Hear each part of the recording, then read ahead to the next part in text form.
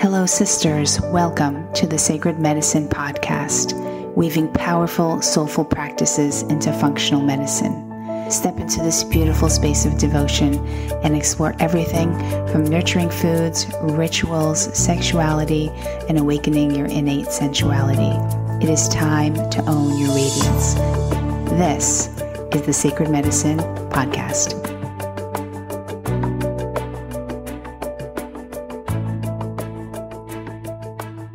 Hello, and we are back for another week of the Sacred Medicine Podcast. And this week's guest is Dr. Marney Turvill. She has been a medical doctor for over 30 years, originally a pediatrician, then left medicine for 7 years due to her own sudden and devastating health issues.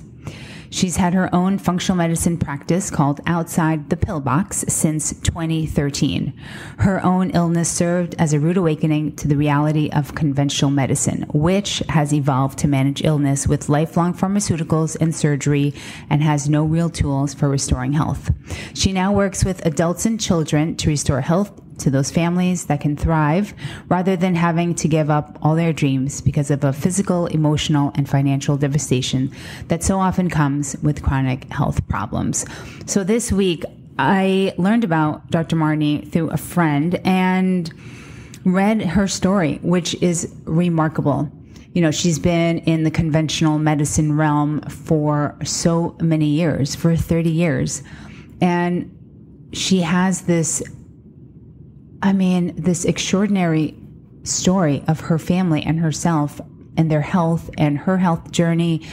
And it is remarkable how she has come out the other side, along with her family, her son, especially, and just seeing how at times conventional medicine it sort of waits for an illness to become an illness and then therefore it starts to treat you with pharmaceuticals. And, you know, there are a lot of people who just want a pill and who just don't want to do the work or change their diet, and they rather just take a pill. And that definitely exists in conventional medicine, is there to sort of encourage that behavior. But functional medicine is quite different.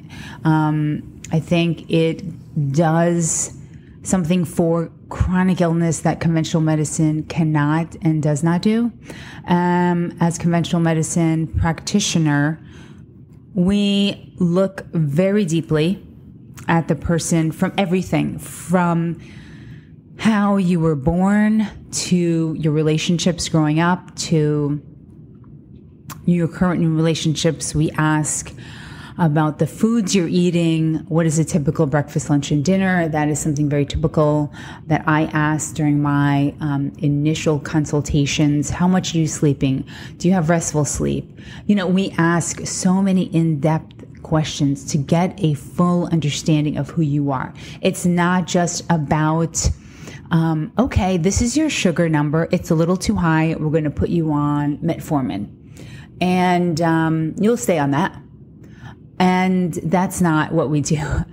We figure out what's going on. Maybe there's insulin resistance. Maybe you need to be on a supplement. Maybe you need to be on alpha lipoic acid for a little while. We teach you about nutrition, what to eat, what not to eat. Okay, tell me what you are eating. Okay, let's substitute that for this and start eating more of these things. And we look at other ways, and we actually I believe that we get very comprehensive blood work. And the only reason why I even know that is because the patients that come to me show me their labs that they get, their routine labs, or even if they went in for a complaint of, I don't know, fibromyalgia or chronic fatigue. I see the labs that are being done, and they're, for the most part, very incomplete. And so I invited Dr. Marney because as a testament for a woman who was trained in conventional, and so was I. I was trained completely in conventional initially, but then I went on for further training in functional medicine. But that she saw that her family and herself were not getting the help that they needed. And she turned to functional medicine. She did the, testing that a conventional doctor wouldn't necessarily do, which showed so much and revealed so much. So I think that has a lot to say. And her story, it's very inspiring. And it just shows you, there are probably so many people, when I think about this, out there who, let's say, they're not physicians, they're not medical professionals, okay? And then they have issues with their child, health issues. They go to see a conventional person, a conventional physician, and their child's not getting any better, or they're being put on medication and they're not really any better. And they just shrug their shoulders like, I don't know. We don't know. We don't know why. And that's where functional medicine steps in, because the testing that we perform and how we even think about what is going on in that child or adult body it's just so much more comprehensive. Now, don't get me wrong. There's a place for conventional medicine, of course. Emergency situations, acute situations. Absolutely, hallelujah for conventional medicine. But when it comes to chronic illness, I think that is where they've lost their way a little bit, because it's all about prescribing. And sometimes, you have an infection, you have pneumonia, let's put you on antibiotic, of course. But when we're talking about chronic illness, lupus, autoimmune issues, chronic fatigue syndrome, how many women have these things? So many. Tens of thousands, hundreds of thousands of women complain about the same thing. And what are they given for their fibromyalgia? Pain medication. They're given opioids to, help them get through the day. And that is not the answer. That is not even close to the answer. That is not the approach that functional medicine takes. We do not prescribe opioids for chronic fatigue syndrome for fibromyalgia especially. So we get to why. We love to answer why. Why is this happening? Why did your body suddenly have this autoimmune issue? Why did you get lupus? We don't think of it like, oh, okay, well, your test, your ANA came back positive. So, let's just see what happens. Let's repeat it in 6 months. Do you know how many times I've heard that when I see autoimmune patients come to me? Do you know how many times they've been told just to sit on it and wait until the condition gets worse so then they could treat it with a pharmaceutical medication? I can't even begin to tell you how many times over the years I have heard the same thing over and over. And that is why I'm saying this. It's not because I don't have experience in it. It's because it is what I see in my practice. So Dr. Marny, she is able to give you a true life experience of what has happened to her and her family and how she became a functional medicine practitioner because of it. And the thing that I question every day is if you're listening to this right now and you suffer from a chronic illness, right? But you don't have the expertise as a medical practitioner, you wouldn't really know, well, what other tests could there be done? Should I see somebody else? You take what the doctor says as a truth. Of course, right? Because we all were sort of taught that you listen to your doctor and you do everything they say because they're telling you the right thing. And you get lupus, you have a lot of pain, you're not feeling well from it. Okay, what's the latest and greatest? It's a biologic, right? How many of you that are listening have been put on a biologic? I think, somewhat toxic substance. I've never had a biologic, and I had to take over my own health many, many, many years ago. If I didn't, I don't know where I would be right now. Honestly, I think about this so much. Where would I be right now if I was told to just stay on immunosuppressants and high-dose prednisone? Where would I be today? Feeling like shit, probably. Because I would still have vitamin deficiencies, hormone imbalances. I would have chronic infections. Because guess what? None of those were checked by them. That was all my testing. So let me get off my soapbox and have you listen to Dr. Marny. And she has an incredible story. And without further ado, on to the show.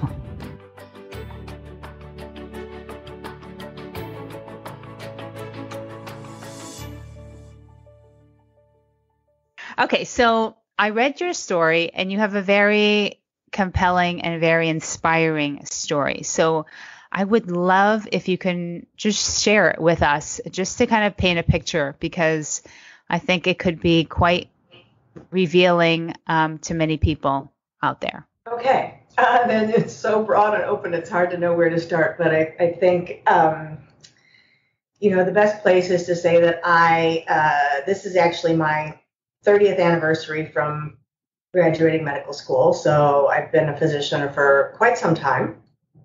And I originally went into pediatrics. I chose that because it's pretty ironic.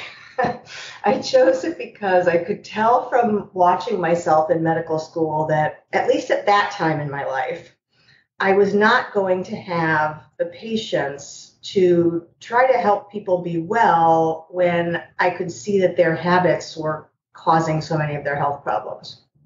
Mm-hmm. So I chose pediatrics for two reasons. That was one. So I figured I would take predominantly healthy babies and teach them and their families how to stay healthy and become healthy adults, and everything would be lovely. And the other reason, of course, is because you really can't play peekaboo or tickle toes of adult patients. Right. So that was a big bonus for me, because I like being silly.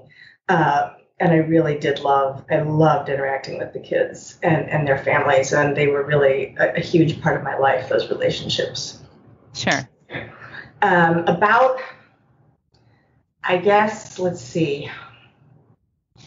It's about 12 years down that path. I had practiced pediatrics in just about every setting. I've been in a suburban private practice. I've been in an inner city clinic. I've done hospitalist work where you're on the inpatient ward for pediatrics. I've done a lot of neonatal intensive care, kind of run the gamut. I was pregnant with my second child, and halfway through that pregnancy, I became very sick overnight, and it didn't stop. So I thought I was healthy beforehand. I can look back and say, oh, I wasn't at all healthy. But I had, I'd had carpal tunnel, I'd had a little bit of depression and anxiety, and I'd had asthma develop when I was about 27, which is really unusual. Asthma is a childhood illness, and it's very rare for it to develop in adults, and especially in an adult who has no family history of asthma or allergies. But there I was.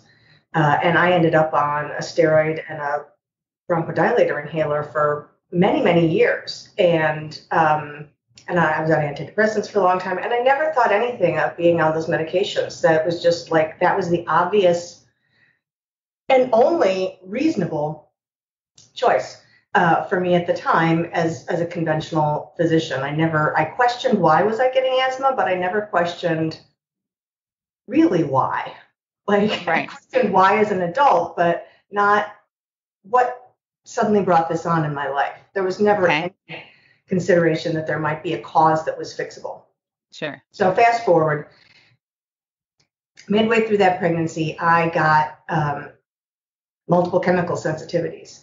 And I ended up having multiple chemical sensitivities, and which means that your body has become hypersensitive and hypervigilant to chemicals in the tiniest doses. And so I would basically have my body would kind of have a meltdown when I was exposed to, fabric softener or perfume or cleaning product or fresh paint or car fumes or you name it. My body would shut down. I would have intense fatigue. I would feel very depressed. I would feel anxious. I would get very achy all over. I'd be irritable all the time. And the only reason I knew what this was because my mother had started having it a few years prior. And I will tell you the God's honest truth, I thought she was completely insane. Because as a conventional doctor at the time, I looked at her and I said, there is no physiologic explanation for what you're telling me you're experiencing. And her doctors felt the same way. Nobody had an answer. She had found an alternative physician who knew to label it multiple chemical sensitivity, but that physician didn't have any idea about what, and that was an MD who was also an acupuncturist and doing more alternative stuff. But she had no idea what caused it and really no sense of how to help. So I knew what I had. And then, so now I have it and I'm like, oh, my mother's not really she's not imagining it. But I still have no explanation for it. And I got no explanation for it for 10 years. So for 10 years, it got worse and worse, as it does, because that's the nature of it when you don't know what's going on. And I tried a lot of things, and in retrospect, I did a lot of things that were very healthy for me, but I just didn't have the biggest kingpin for the multiple chemical sensitivities, which is understanding that it is a version of post-traumatic stress mixed with chemical toxicity and ongoing chronic stress. So it's just this really nasty witch's brew of things coming together and overwhelming your body's ability to cope. So, and it's to get better. I will say, I think it actually varies from person to person. I originally thought that to get better from the multiple chemical sensitivities, you had to tackle the PTSD component, post-traumatic stress disorder component first. And I'll be clear, it's post-traumatic stress from chemical exposures. It's not from any other life trauma. It's just that the chemicals act as a trigger for a massive fight or flight reaction in your body. And all the immediate symptoms of chemical sensitivity are actually that fight or flight response with a little bit of personalization towards wherever inflammation tends to hit your body the most. So it's one of the reasons why it's so hard to figure out. The symptoms are so vague, and while they're very similar from person to person, they also have a very unique individual flavor for each person. So do you think that this multiple chemical sensitivity triggered your asthma? No, I had the asthma long before the chemical sensitivity. Oh, okay. I think the asthma was triggered by food sensitivities that I didn't know I had at the time and that nobody ever talked about at the time. Right. But once I had I had the asthma. Yeah, I had the asthma for about 10 years before I had the chemical sensitivities. Okay. So, but one of the first things I did with the chemical sensitivities, because thank goodness I had access to this alternative physician that my mother had used, was get tested for food sensitivities. Okay. And I could look back and see that I had absolutely clear-cut food sensitivity symptoms from the time I was at least in medical school. I probably had them in college too, but for sure in medical school, crystal clear and ongoing from that point on, but I didn't know what they were. So I was sensitive to a whole slew of things, but most notably gluten, dairy, corn, soy, all food additives, all food dyes. I'm sure there are others, but those were the big ones. And I was very diligent. I cut them all out immediately. Now, that didn't last, but I did cut them all out immediately.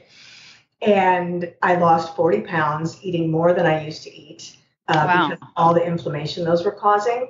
And within 2 weeks, I was off all of my asthma medicines, and I have never had another asthma problem. Great. And very clear that it was the dairy that was driving the asthma. So initially, if I would, cheat and have dairy, I would get some wheeziness. But I haven't had any wheeziness now for probably 15 years. Great. Yeah, and I've been off. I've been off the antidepressants for, I'd say, probably 15 years also, close to that. So I've been on no medications. I've been on a lot of supplements because I learned a lot along the way of how deficient my body had gotten. And so I can look back and trace this to, I have sluggish detox mechanisms that are hereditary. I have some SNPs, the genetic things, and I had probably higher than average exposure to chemicals growing up, although no major exposure. But, my mom sprayed pesticides on a big rose garden that we had every single week when I was a kid growing up. And she did a lot of stripping of lead glass windows in our home when I was a kid. So these are exposures that she had bigger than I did, which is interesting for her developing it. And then I was a chemistry major. And so I was, doing a lot of chemistry stuff for 4 years, and then anatomy lab with all that formaldehyde, which is super sensitizing. And then just working in a hospital, which is for years and years and years, which is a really toxic environment because they've got all those powerful disinfectants and cleaning products and so much going on and closed and poor air circulation.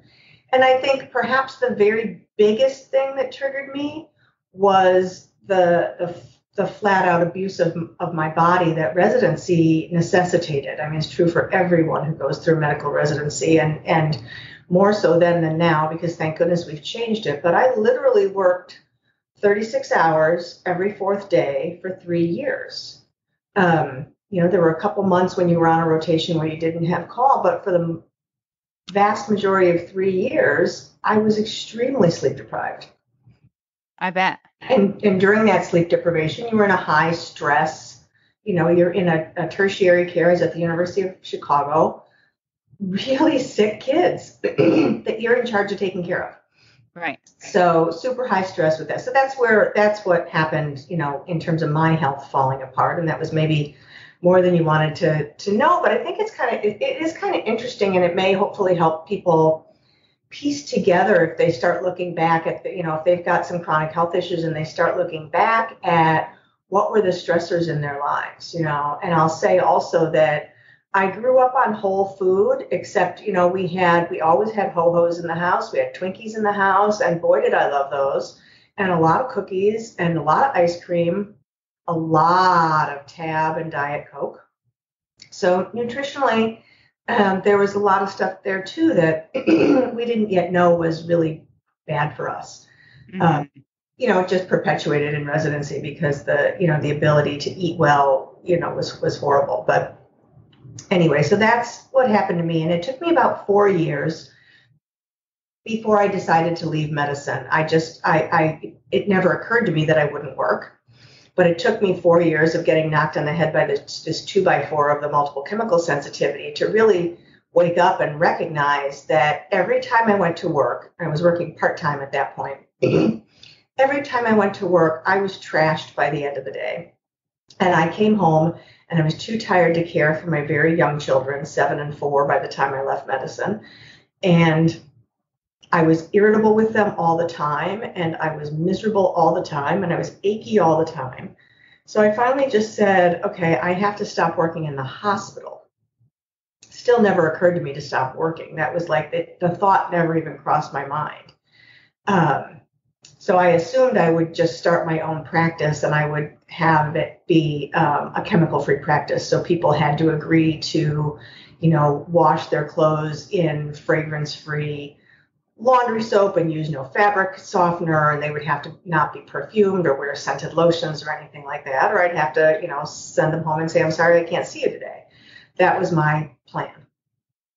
And I thank my lucky stars every day that it didn't work out, that something else happened beforehand, because that would have been a disaster, because I had zero I had always been an employed physician, so I had zero knowledge of what it is to run a business, zero knowledge of billing, and the level of stress would have just been insane, which would have perpetuated the PTSD like nobody's business. So, so instead I opened a retail store because that makes sense. What were you selling? So somebody called me up and said, and this is another physician who I'd met only once, very briefly, but was local. She was an MD who was practicing classic homeopathy, and she had a store. And she calls me up and she says, I want to sell the store, and I heard you'd be interested. And it was just like so out of the blue and so wholly non sequitur. I was just like, what are you talking about? Because I had no interest in owning a retail store. And but anyway, her store was chemical-free products for the home. So it was organic bedding and organic mattresses and some organic cleaning stuff. And so, you know, and I was very interested in the store, and I'd never managed to get there. So I said, well, let me come. I certainly want to come look at the store, but I don't want to buy it. But as soon as I went and looked at it, I just went, oh, I can have a chemical-free work environment, and I can be teaching people about the dangers of chemicals, because at that point, oh boy, was my soapbox big. I was convinced that everyone was going to have multiple chemical sensitivities within the next 10 years because the chemicals are so toxic, and it was my crusade to make sure that didn't happen. So I thought, okay, this is how I can doctor in a very different way and really help a lot of people. So, you know, I was a little over the top in my zealousness about the chemicals, although it's very, very clear. So don't get me wrong. Like, we live in a toxic soup that is slowly killing us. There's no question about it. And people really, if they want to take control of their health, that would be, I would say, the very first step is to clean the chemicals out of their own homes. But that's how I got going. And I did that for a while, and I got sicker and sicker because there was just a tad of stress in running a retail store when you had no experience in that. And when it was when you just opened it before the 2008 recession. So there was so I got worse. And anyway, 10 years down the road, I finally decided I got to close this store because we were in an enormous amount of debt, you know, well over $500,000 of debt from the store and my health. And it was quite obvious that the store wasn't going to pay that back. So we decided we would close the store at the next year when the lease came up, and I would find some way to go back into medicine, which at that point, I guess I'll go back. I mean, when I left medicine, I was disgusted, and I was never, ever, ever going back in any way, shape, or form, because I felt so betrayed by having learned all this stuff and then finding out that we had no tools as MDs in the conventional healthcare model. We had zero tools to help our patients recover their health. We only had tools to manage their illness, and that just devastated me. And on top of it, the recognition on my part, kind of duh when you look back, but I think many people are there, that pharmaceuticals are just chemicals. They're one branch of the major chemical industry, and they're not meant to be put in our body. They are covering up symptoms. They're not, almost never, doing something to really get at the source of the problem. The only time I see pharmaceuticals actually going at the root cause is when you're treating an infection. But most of the time, the infection wouldn't have gotten hold if the person was healthier to begin with. So even then, not so much. I mean, people will say, oh, but cancer drugs are going after killing the cancer. Well, yeah, but they're not going after why did you get cancer and making you healthier so that you won't get cancer again. And everything else is just covering up the symptom, covering up the high sugars, covering up the blood pressure, covering up the anxiety and the depression. They're not going at why did this happen? In what ways did my body get out of balance? So But I also think that it's true that so many people are used to just wanting a prescription because they don't really want to make the changes, which require, major diet changes, getting your liver back to filtering out toxins and learning how to eat without all the sugar and taking supplements, things like that. A lot of people are just used to the average conventional medicine model, unfortunately, Well, yeah, totally, because we've trained them. We've Right. trained them to believe that, and I mean, we got really slick marketing in the food industry and the in the perfume industry and in the personal care goods industry. We have really slick marketing that says that, all this stuff is subliminally, it says, you can't be a financially successful, you can't be sexy and desirable, you can't be lovable, you can't be a good mom unless you're using all these products that are part of what's making us sick. And then there's the whole stress business, with how much more stressful our lives are now than they were 20, 30, 40 years ago. But we have totally conditioned people to give all their Power. power, their health Right. to physicians. And we have taught them, we being the conventional healthcare system, as well as marketing of various industries, that you can eat whatever you want to eat, that you should treat yourself with sugar and alcohol, that you can't have a celebration. You can't celebrate without sugar and alcohol. And we've been taught that, when you're sick, just go to your doctor, he'll give you a prescription, everything's fine, you don't have to change, just take the prescription for the rest of your life. Exactly. So yeah. It's, it's not, so I want to be really careful and not, and I know you're not blaming people for not wanting to do stuff, but I want to just be really careful and say, it's just what we've conditioned people to expect, that a pill can fix things and they can go on and not make changes. And we've also not taught anybody that all these different lifestyle things are massively throwing their bodies out of balance, and the body can only cope so much before it gets sick. And in fact, we're actually doing the opposite. We're encouraging people to have unhealthy lifestyles. Right. Through marketing, through social norms, through doctors not really saying anything of substance about how to be healthy. So yeah, it's true. But we're also seeing more and more people who are saying, I don't want to take this medicine for the rest of my life. I want to know. It's become, the last 10 years, there's still many, many people who haven't been touched yet by the idea that you can take control of your health and you can recover, I think, very significantly, if not completely, from just about any health condition. Now, of course, it depends how far into it you are and how out of balance your body is. So please don't anybody come back and say, you said I could recover when I'm, 5 days from dying. That's not necessarily true. So it's, but I do believe that no matter what your health condition is, you can change your lifestyle, take supplements to help your body get what it needs, and work on your mindset to drastically improve the quality of your life, and in many cases, recover your health. So, I'm healthier now than I was before I went to medical school, no question, hands down. In a global sense, I do still have some health issues that I'm working on, but overall, they're way less than I had back then, and I'm a much more balanced, happier, more resilient person. Fantastic.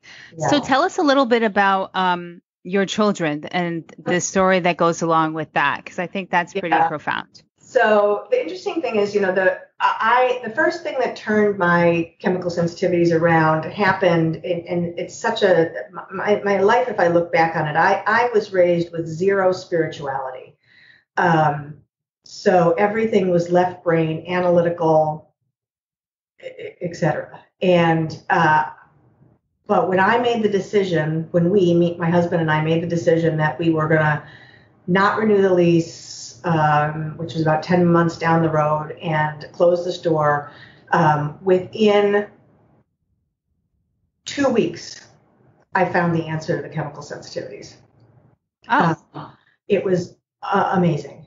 And it just happened. It was just one of those random emails I got asking for donation, and it led me down an internet trail to find Annie Hopper and her dynamic neural retraining system, which is all about reducing the hypervigilance in your brain, regardless of what's causing it. So in my case, it was chemicals, but it works for PTSD from car accidents or war or whatever. It works for a lot of chronic fatigue. It works for postural orthostatic tachycardia syndrome. It works for a lot of different things to reduce the hypervigilance and the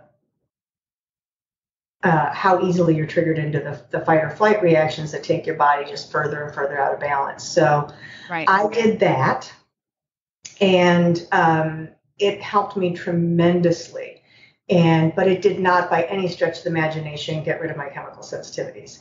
But it took me a while because my body was so out of balance. Like, retraining your brain can only do so much. You still have to give your body what it hasn't had. You still have to correct the many imbalances. And I knew nothing of that stuff at the time.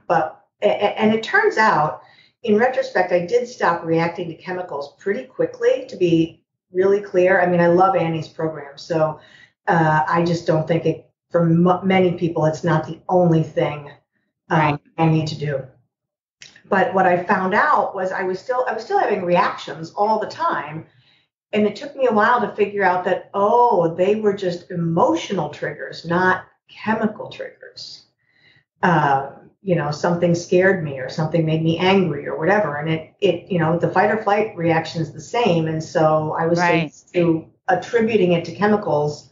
And sometimes you can't smell the chemicals, so, you never know. And you're stuck looking, what was it? So anyway, from there, I kept working on different brain retraining things. And that's how I started back in practice, was helping people retrain their brains without knowing any functional medicine other than that. And bit by bit, as I was still having troubles, I learned more. So the first piece I learned more came about 2.5 years into my recovery, when my son, who was, maybe it wasn't even 2.5 years.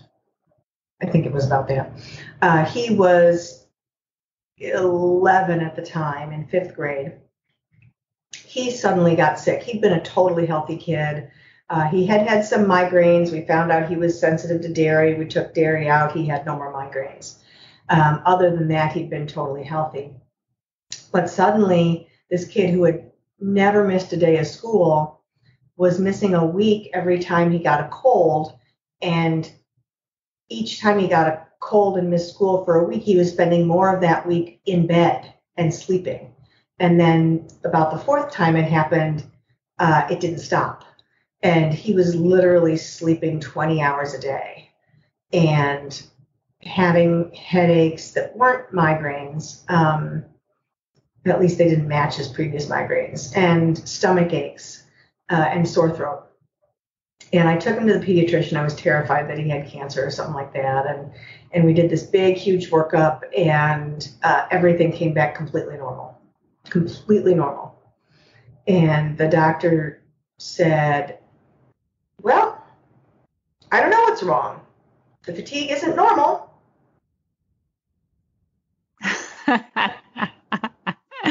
And literally that was the end of the conversation. There was no, let's watch and see, and I'll scratch my head, or let me think about if there's a specialist. There was nothing. That was just it. Right. And I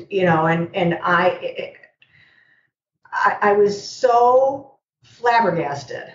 And it just, it solidified everything I had come to understand about conventional medicine, just really, dismissing the problems a patient is having. If they can't explain it and pigeonhole it into a diagnosis, they just kind of, it must be nothing, or you must be imagining it, or, it really made me crazy. So very long story short, I had learned about adrenal testing, and I had learned about gut testing to look for, dysbiosis, imbalances in the microbiome, the bacteria in the gut. And how did you even get an inkling of that? Because that's very functional medicine, and it's very non-conventional medicine approach to anything. Right. So I'm curious who told you about it? I got an inkling to the adrenal from two people. So I had gone to see a very alternative MD psychiatrist when I was, struggling with my illness. And I think I'm pretty sure it was after I closed the store. It was probably about a year. Actually, it was probably about a year after I did the brain retraining program. And I was still just having a lot of trouble and was really frustrated that I wasn't getting better despite, doing all the things I was supposed to do and that I knew of at the time. That's the key. Like, we do all the things we know of, but we don't know what we don't know of. So right. She had tested my adrenals and put me on some, she did homeopathy, so some of that stuff. And then I was also I was bartering with, I was working with a woman who was a health coach. So she had done a lot of studying under Dan Kalish, Dr. Kalish. And so she was telling me, and I decided, I got to test Jackson, my son's, I got to test his adrenals. And while I'm at it, I'm going to test mine, and I'm going to test my daughter's, and I'm going to test my husband's. And all of us had stage 3 adrenal fatigue. Wow. And it was the first time in my life where I said to myself, oh, maybe I'm so tired all the time because of my adrenals, and not because there's something like wrong with me as like, I'm a broken person. I'm lazy. I'm, inadequate kind of, I'm such a type A high achiever that when I was so tired all the time and having any trouble getting motivated or getting anything done, I just used to like flog myself with negative self-talk and bullying about how lazy and stupid and incompetent I was. And that sure didn't help the situation. But so I found his adrenals, and then my friend who was the health coach said, I really think he's got H. pylori. We need to test him for that. So we did. Actually, I went back to the doctor and said, could we test him for H. pylori? And they did the antibody, and it was negative. So they said, nope, it's not H. pylori. Definitely not. And they scolded me and really actually read me the riot act because I was giving him some pregnenolone and DHEA for his adrenal fatigue. I just got called to a carpet on how dangerous that was to give to a child. Wait, this was conventional docs or? Yeah. Okay. Our conventional pediatricians were like aghast that I would give him those things to support his body. And they're ridiculous sometimes. Yeah. It was, and the thing that was worse for me was that these were the people I had worked with directly. These were the people who I had practiced with for years and who knew me and trusted me with their patients. And so this idea that suddenly I knew nothing and was stupid and was doing dangerous things was really distressing because, if I was getting treated that way as an MD equal of theirs, right, I could only imagine how that was coming across to the non-healthcare training parents.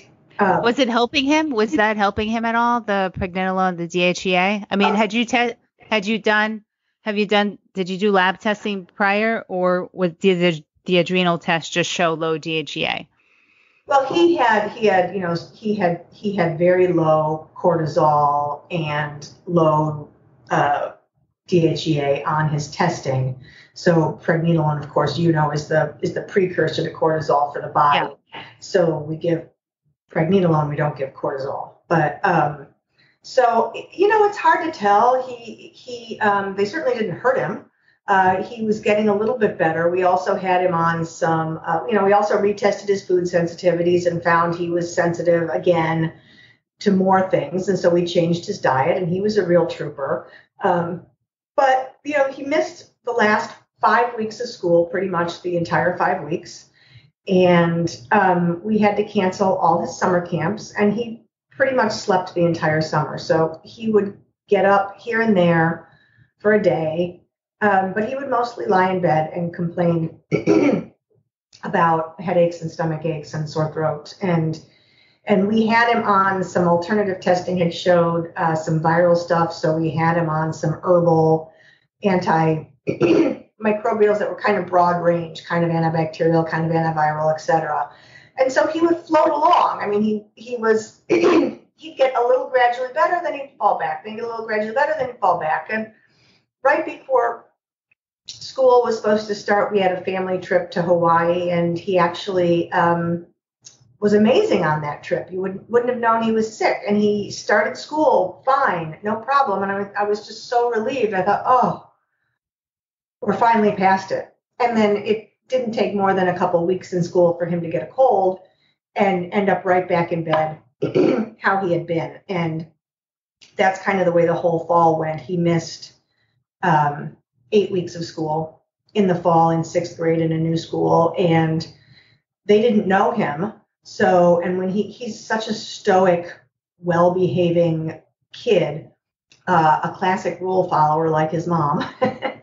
And so when he went to school, he would behave and cooperate. And so they kept calling me in saying, he's just got school anxiety. You've got to get him in here. When he's in here, he's fine. So just make him come. And I would say, he does not have school anxiety. He loves school. He's sick. And they just kept pounding on me. And we actually had to go in one day, and I got called to a conference with the principal and a couple of his teachers and the social worker and the district nurse who, you have no business treating him, and he just has anxiety, so he needs to get into school, or, we're going to have to get DCFS involved. And I was just like, you gotta be kidding me. Right. Wow. The idea that a mother shouldn't be fighting for her kid to get the care they need was just crazy. And I explained the situation. So ultimately, we needed to do a comprehensive stool test. I decided, because it was mostly, the symptoms were really gut, and they just really felt like H. pylori. And yet he'd had this negative test that everyone was saying, nope, it's not that. Can't be that if that's negative. So I had to get him off these herbal things so that we could get a test that was not falsely negative, because they could be suppressing infections. So had him off that for a month before we did the test, and he got gradually worse and worse over that month. So it was really hard to wait. But we ultimately did the test, and while I was waiting for it to come back, I had him go see a pediatric GI person, because I was at my wit's end, and said, if we don't get an answer with this test, I don't know what to do. So went to see the pediatric GI person, who was very nice and who said, there's no way this is H. pylori. Absolutely not. It's functional abdominal pain, which means we don't know what's happening, but he has abdominal pain. And we're going to have to do an upper and a lower endoscopy to find out what's going on. And, so I was, I didn't know whether to agree or disagree with her at that point about whether it was H. pylori or not, but I knew for sure it was not functional abdominal pain. Right. So thankfully the test came back with a raging H. pylori infection. Very clear cut. And so I went back to her and said, would you please? And at that point, as vehemently anti-antibiotic as I had become at the time and still am, I said, I just wanted to have the antibiotic treatment, because the natural treatment takes longer. let's just do the antibiotics. I can fix whatever damage they do to his gut later. So we did the regular 2 antibiotics and the acid blocker treatment. And he got drastically worse for the first 2 to 3 days, as I have to presume it was as the H. pylori was dying off and dumping all its toxic into his system. And then he was perfect. Wow. It was amazing. And he was perfect for exactly a week. After we finished the antibiotics, and then the symptoms came raging back like nobody's business. And then we did the, we know H. pylori has about a 20% failure rate with antibiotics. So I said, okay, he's in the failure group. And we did the stronger antibiotics. And he did not respond to that at all. He was miserable. But we finished it, and then then I started him on the natural H. pylori treatment. Yeah. With the mastic gum and the deglycerinated licorice and the it's not coming to me right now, but just the very classic functional medicine H. pylori protocol. And he responded to that pretty quickly, but we also had to take him off all the supplements he'd been on. He'd been on vitamin D and some liver support and some B vitamins. And I think the consensus was that his gut had just been so ripped up from the H. pylori and then from the antibiotics that he wasn't tolerating anything anymore. So anyway, the rest I can really condense. Over the next 6 months, he got gradually better and better and better. So from about a year, almost exactly a year from the time it started, from then on, he's been terrific. And so was there anything else uncovered aside from the H. pylori? Did you notice, were there any other chronic infections underlying, or the stool test show anything else? He probably had some mild dysbiosis. I honestly don't remember at this point. I'd have to go back and look. But he probably did. And he had these big food sensitivities come back up again. And so we did work with someone who does the NAET treatments, the Nembutropod's allergy elimination technique. Yes, for his that works. Yeah, for his stuff. And that work, he's been able to eat everything. He has no restrictions, and he's healthy as a horse. He does still have some micronutrient deficiencies, the vitamins and minerals and amino acid stuff. Both my kids are more deficient than I am, and I'm the most, aside from my kids, I'm the most deficient person I've seen, but they're more deficient than me, which I think is because I was probably really deficient by the time I had them. And I think that's a super important lesson I want people to know is moms need to detox, and they need to get their nutrition right before they're pregnant. Otherwise, they pass all their toxic burden all on of it. Babies, and you cannot make a baby who has more nutrient supplies than you have yourself. So we're still working on that, but you can't tell by looking at him that he has any of that stuff. I mean, he has zero signs of any health issues. So that's yeah. And then the rest of the story, my daughter and my husband are much quicker. He was pretty intense, and so I learned a lot from him. That was really my start in functional medicine. And I didn't know, I'd still, by the time he was well, not ever heard the term functional medicine. I didn't know, I knew that there was Dr. Kalish teaching GI stuff and adrenal support, but I didn't know that there was this whole, functional medicine movement and the Institute for Functional Medicine. I had no idea. So I ended up just gathering, one piece at a time, learning more and more along the way. And since I've become involved with IFM, and I'm in the midst of their certification process. Great. But yeah, so about a year after my son, we were at 6th grade. Yeah, probably about a year after he got better, my daughter got a severe concussion. And so that took me down a whole nother path of taking her, I thought I was actually a concussion specialist, but in an alternative way, because I was doing neurofeedback that's been shown to be amazing for even old concussions, Right. way old, decades old, or birth trauma from forceps kind of thing. And I knew, so I knew that, I was going to give her neurofeedback, and I knew that as soon as you have a head injury, you have leaky gut and leaky brain. So, and I knew that she had a gluten sensitivity all her life, but she refused to not eat the gluten. So I knew that she had to come off the gluten to heal her brain. And I knew I needed to support her with the omega-3s and all this. So we started that all right away, but I also felt this nagging, like, this is her brain, and I'm going to take her to the pediatric neurologist, concussion specialist, conventional, just to make sure that, there's no chance that I'm missing something and she has problems down the road and I get accused of, why didn't you take me in? Right. Right. So took her in to the leading concussion specialist for kids in Chicago and was told, oh, you know what? She just needs rest and time. That's all to do. Rest and time. And Okay. It was all I could do to not just have a flat out screaming conniption right there. Right.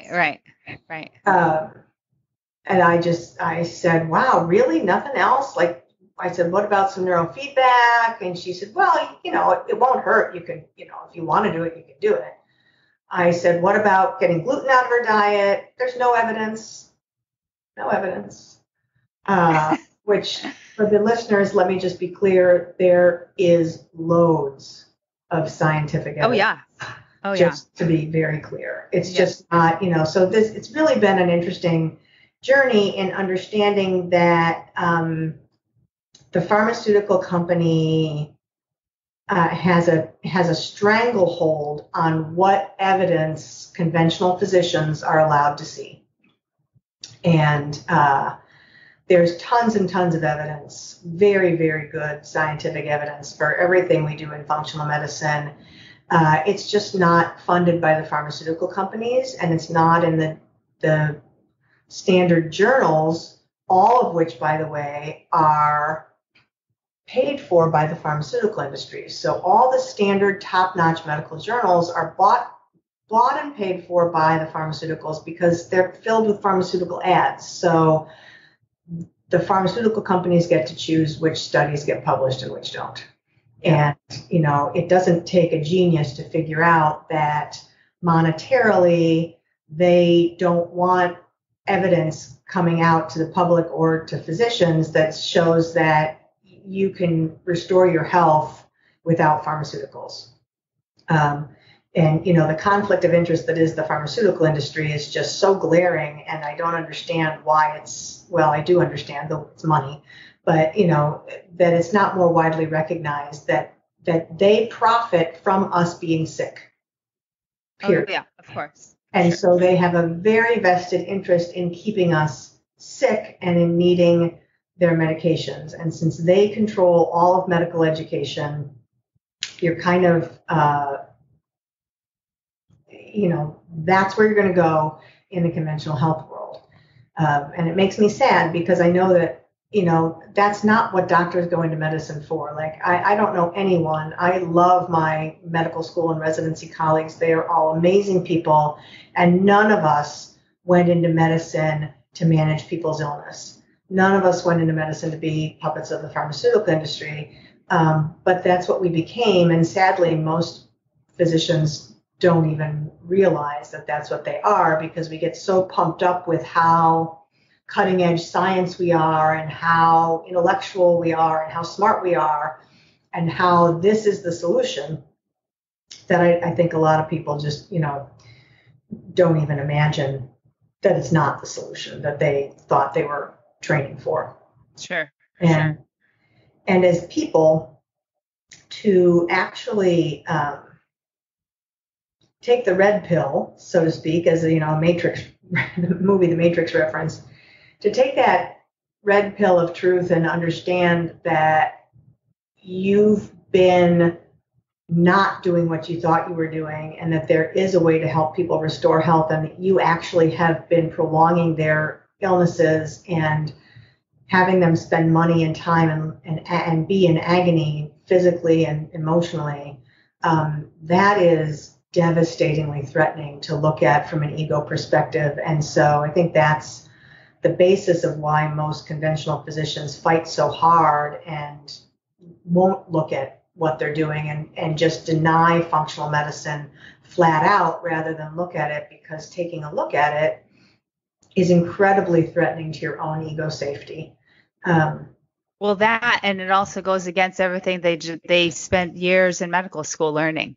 Well, that's the ego safety, right? I mean, it's like, oh yeah, I invested all of this, and I can't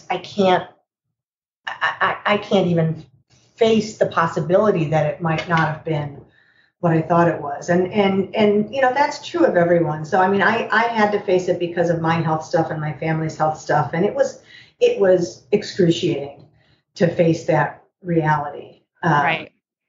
But I'm so glad I did. So what are you working as a functional medicine pediatrician now, or are you practicing medicine still? I am. I have my own practice. It's called Outside the Pillbox, and I'm just outside of Chicago. And I started off seeing only adults, and I recently, in the last year and a half, started seeing kids, and I'm really happy that I did that. And my focus actually has become, because my focus started off with chemical sensitivities and PTSD, and it wasn't, I could really, really help those people. I wanted to get to them before they got that bad. I didn't want to wait till then. And then I really, it's such an enormous task and project. I really wanted to catch people before they got there. And so I was trying, but the problem with trying to catch people before they get there is they don't have a diagnosis. And so it was really hard to figure out, well, what am I marketing my practice as? Because, if you don't have language that speaks to people, you don't know. So that was hard, and I was, kind of trying to figure that out. And now it's become crystal clear. I actually took much of the last couple of years off, because the part of my story we haven't talked about yet is that my husband never really, I don't want to say bought into, because I don't think that's true, but he never was willing to do for himself the functional medicine approach. Okay. He wanted to be fixed by a pill. And he had mild anxiety and mild depression probably most of his life. And he'd been on antidepressants and anti-anxiety medications for the entire 25 or so years that I was with him. And he developed prediabetes when our kids were young, and he didn't want to face that because he was very much a self-soother with his eating, and really liked his sugar, very, sugar addicted. And as was I, and I've gotten past that completely now, but he didn't want to change. And so he progressed to diabetes, and he still didn't have the ability. I can't, I want to be very careful because it's so multifactorial. I don't want to say he wasn't willing, he couldn't, but he tried and he just never could stick with changing his diet. Right. Because his stress and his need for comfort always got in the way of his attempts. And he had a hard time taking his diabetes medication. And he wanted to go on insulin. And for years I said, you don't want to go on insulin. Like, you really got to try to manage this without, or don't go on insulin until you've really given it a good go of managing it. Because once you're on insulin, it's drastically harder to go back. And insulin's not a panacea. And insulin is flat out dangerous, because if you give yourself too much, you can have a hypoglycemic seizure. There's just, right. It's not it's not a nothing medication.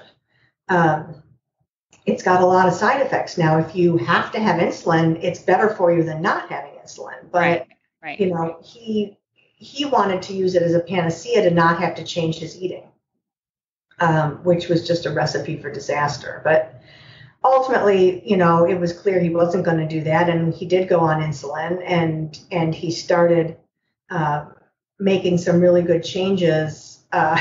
You know, having heard from his nagging wife all those years, you know, about carbohydrates, you know, he finally agreed to go and get some good diabetes education, and he came back and he's like, "Did you know I'm going to quote it wrong, I don't know the amount, but let's just say, and if I'm wrong, I'm wrong because I haven't looked at a bread label in years. Did you know there's 30 grams of sugar in a slice of bread?" And I was like, who knew? You know, and inside I'm going, yeah, I did. You know? Right. But I was trying so hard to be, you know, supportive. But anyway, he finally started getting his diabetes under control. And then just about exactly 3 years ago, our daughter was graduating high school, and we were in no way, shape, or form prepared to pay for college. And so, and we were living in a money pit of a house. So we decided to downsize our home and went about that process. And in the course of that, he something just spiraled out of control in him. And he started believing that we had lost our house, and you couldn't say, no, we sold it and we bought a new one. He was like, we lost it, like lost all the money, lost all the, you know, and then it spiraled into, it's just the first in a series of downsizings, and we're going to be homeless. And he had some job interviews that spring too, where he was looking to go into a higher level of complexity in his job, and he'd gotten a couple of offers that ultimately fell through that that, you know, he took very, very personally, and he was terrified of our debt and terrified of not being able to pay for college, and terrified because those two offers hadn't worked out that he would never be hired by anyone else again, and terrified that he was going to lose his current job, for which there was no rational basis. He was very much loved there. Okay. But anyway, long story short, over the course of 3 months, he spiraled, and despite getting him very intensive support, he ended up taking his life 2.5 years ago. I'm so sorry to hear that. Thank you. So that's the whole story that you were talking about that I've been through. That's kind of been this whole adventure of moving from conventional medicine to functional medicine. And, you know, he just really capped off my understanding of the shortfalls and the pitfalls of conventional medicine, because, you know, and I've gotten much more involved in suicide prevention. And, you know, for me, suicide prevention is not a hotline. I mean, hotlines have a really important purpose, and they do save lives. But for me, it's kind of like with the chemical sensitivities and the PTSD. We have to have people understand that suicide risk is not about mental illness in the vast majority of cases, although there is mental illness. But most mental illness, I've come to understand, is really the result of physical imbalance that affects the brain. And so we can, you know, restore people's mental health as well as their physical health through functional medicine. And we just, as a society, are so deep in a hole of excessive stress and lack of stress resilience that, you know, when you put the physical stress of long-term diabetes and inflammation that he had on top of the daily stress of a very high, profile job. I mean, he was a chief marketing officer for a medium-sized law firm. It's a very stressful job in Chicago. So big stakes involved in his job. And then you put the stress of financial strain on top of it, and Sure. and the stress of I'm afraid I'm not going to be able to support my family. And you never know what's the straw that's going to break the camel's back. And so, I see suicide prevention as really learning how to live a healthy life and really learning how to manage our stress and learning how to develop emotional resiliency so that when life and developing a tremendous support network too. He was really trapped in the box of thinking that if anyone knew his vulnerabilities, he was toast professionally. Right. So, he was afraid for people to even know that he had diabetes, much less any other health issues. He was sure he would lose his job if they knew he had diabetes, which of course is illegal and immoral and et cetera, but that's where his head was. So, long way of getting around back to what I said before about where my practice is coming from now is my mission is to help parents and children restore their health, because I've seen how devastating parents' health issues and children's health issues are to the fabric of the family, and how when anyone in the family is sick, the dreams that you had for your family very often get destroyed. And Right. So that is my reason for being. It is my mission and my purpose is to help families restore their health, whether that's one person in the family as a parent or a child, or whether it's multiple people in the family, and teach them how to stay healthy physically, mentally, emotionally, and spiritually, so that they really can thrive with whatever their individual purpose is, and so that all the dreams they had for their family can come back into being. Because that's what it's really going to take for us to shift from such a stressful, unhealthy society into a thriving, prosperous, happy, and healthy society. Yeah, for sure.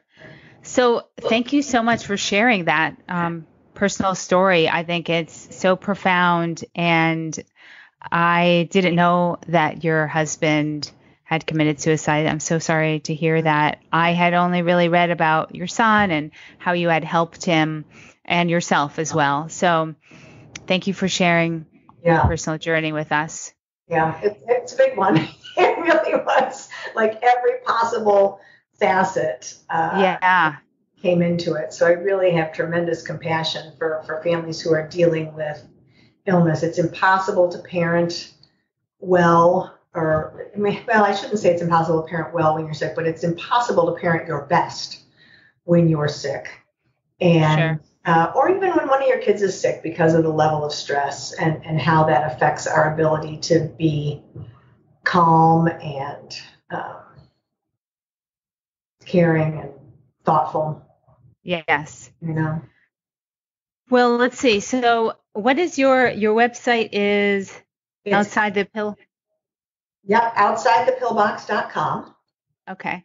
Yep. And on there, I'd love for people to have, I've got a free gift on there. I mean, you can go and you can just sign up if you want to just be in communication and get my emails, but I've got a free gift on the tab that's labeled Learn.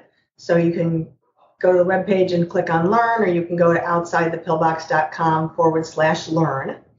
And it's access to a webinar. I did a training on what I call the science of health. So it's about, what is, it kind of gets into inflammation is the basis of all health issues, but the question is, where does the inflammation come from? And I cover many different scenarios. And then I introduce the concept that I use, which is the 3 pillars of health, which is your body, your mind, and your environment. Because to me, you have to address all of those together in some fashion, not necessarily comprehensively all together, because that can be overwhelming. But the idea is, in order to really gain true total health, you have to address all 3 of them.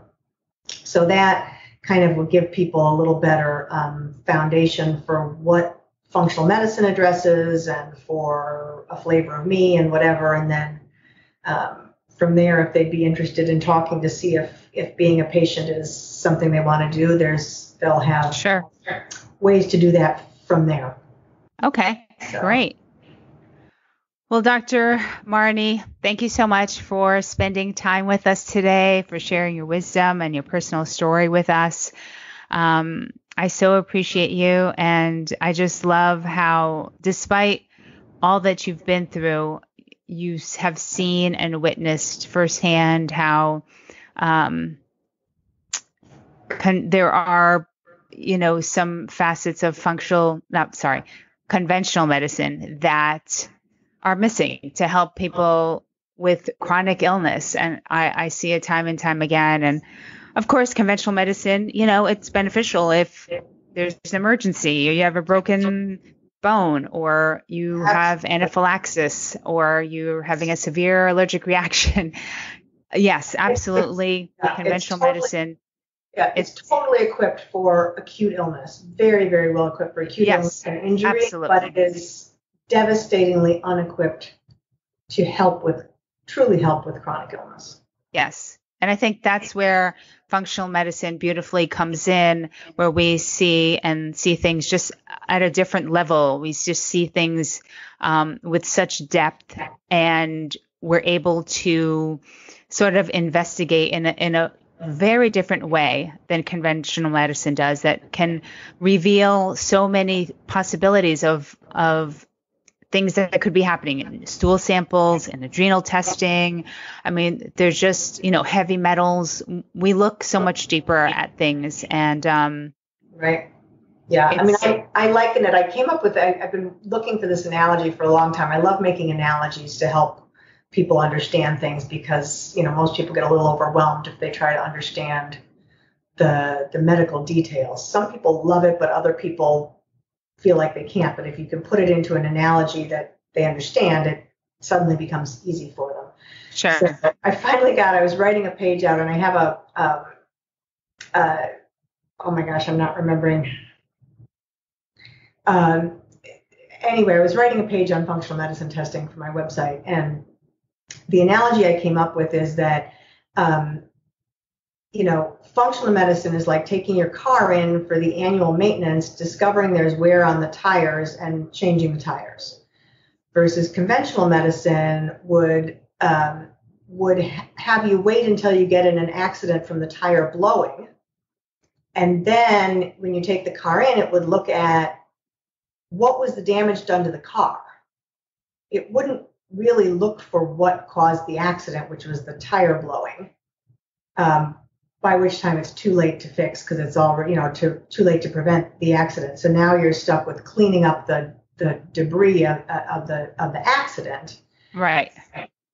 And you would say, well, you might say, okay, well, the bumper needs to be fixed, and the drivetrain, and the lights are, exactly. Smitted.